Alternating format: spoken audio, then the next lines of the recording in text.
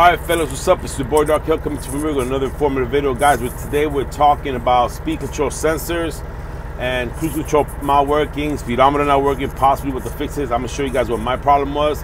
So we're going to try to keep this a little short, and basically we're going to focus on just this. I am going to put another video later on, give you guys an update of what's going on. As you guys can see, I am in the class. You can see my little shifter and you see the black background. So I am in the Terminator, and again, I'll make another video giving you guys an update. So we're talking about speed control sensors. So about 2 weeks ago, 3 weeks ago actually, when I went, it was about 3 weeks ago, a month ago, I went out with the Terminator on the road on the right to Texas. When I went out to Houston, I pulled into that petrol and realized when I left that car, I took a break when I started driving that my cruise control wouldn't activate. Y'all know when you're on them long drives like I-10, Florida to Texas, you want to use that cruise control, it wouldn't activate. Then I realized that my speedometer was dead, or it will go crazy and then go back to dead. It was not working. So I called my mechanic and he told me it could be two things: either the speedometer is bad, which he doubted, or the speed control sensor is bad, which is the piece that screws into your transmission at the back of the tranny where the yoke connects to the drive shaft.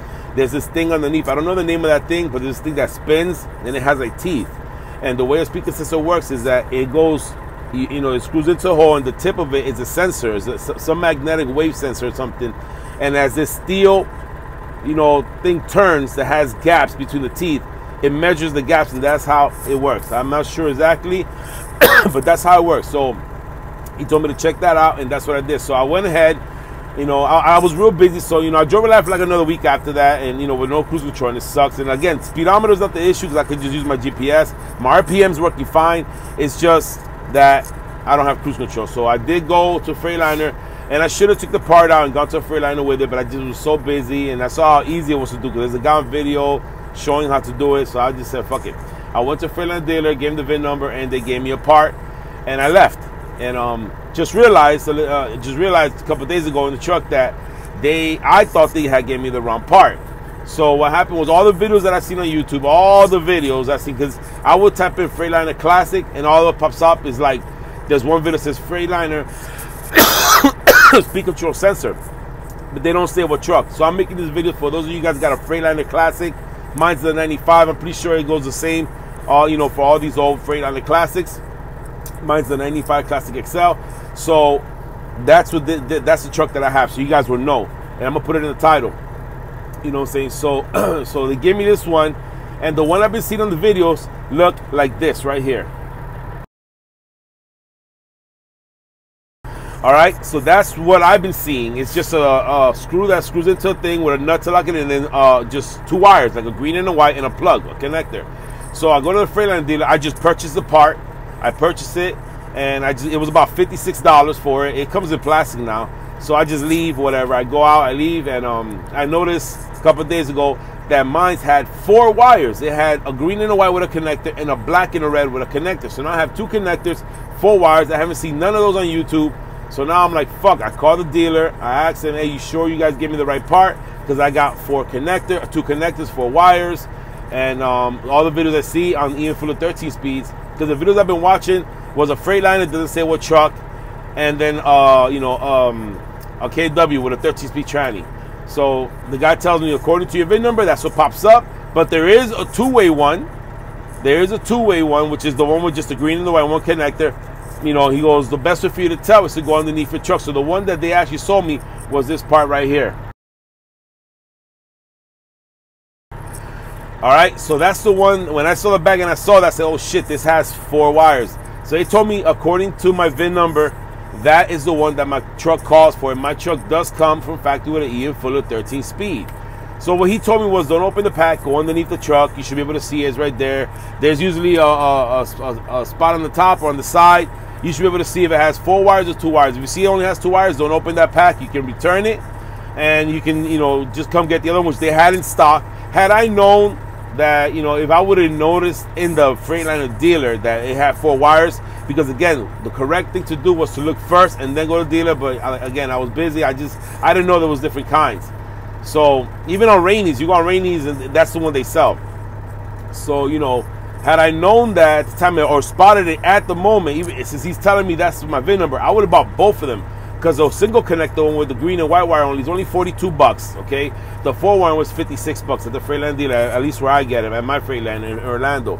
I would have just bought both of them because I was going to be doing the job on the road anyway. So he told me to go in the truck, look and see, you know, in the worst case scenario, if it's a 2-wire one, I won't open the pack. I can return it when I get back home. And out here on the road, I'll just buy one. And I'll stop at a Freightliner. But okay, guys, so right now, I did go under the truck a little while ago, and I confirmed that it is the 4-wire system in my truck.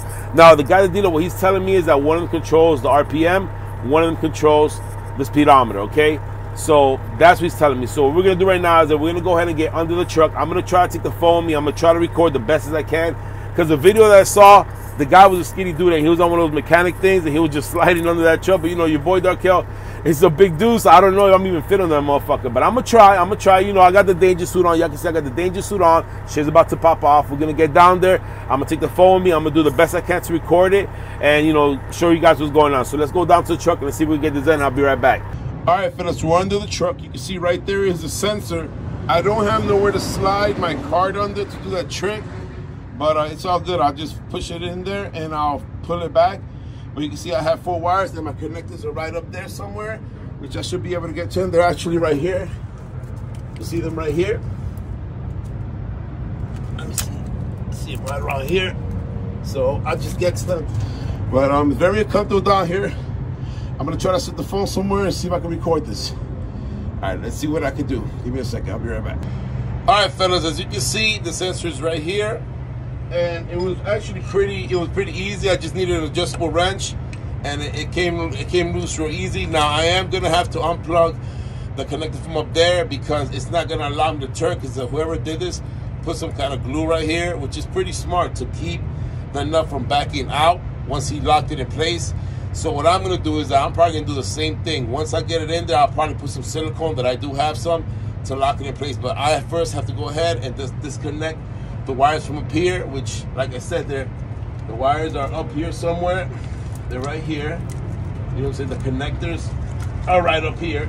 And I'm gonna attempt to disconnect one at a time and connect the new one right there where I'm at it. And then we'll go from there. All right, I'll catch you guys on the next clip. All right, so I was able to unplug the old ones. You can see the wires right here, 2 connectors. They're already plugged in there. Here's a new one. Here's a new sensor right here, which hopefully this wire is long enough. It is. You gotta bring it through here. But I'm gonna go ahead and remove this old one first. So now that the wire is disconnected, I can just back it out. Again, I'm doing this video because, you know, it's always good to be able to type in the truck you have. So I'm working on a 1995 Freightliner Classic XL. Look at that, guys. Look at that. Look at that. That piece is probably in there somewhere. Look at that. Look at that. It's broken. That is probably why it's not working no more. Probably just broke with time. So we're gonna go ahead and put the new one in there. I wish I'll be able to get that piece that broke off, but that piece is gone. That shit's in there somewhere. So I'm gonna turn this one in there now. Which I actually should have done that before I plugged it in. I'm actually gonna have to unplug it again and plug it back in, so give me a second. All right, fellas, my first time doing this, so I had to disconnect them. Make sure you mark where they go connected, so you're gonna have to, you know, disconnect them to be able to turn it on there. So I have it marked, so I'm gonna go ahead and twist this one on there now. You can see this nut is an that's what you use to think. So look at the new one compared to the old one. It's broken. So let's go ahead and, you gotta make sure it's straight. Take your time. You wanna make sure that it goes in there straight. You know what I'm saying? And we're gonna turn it until we hit something, and then we're gonna just back it up a little bit.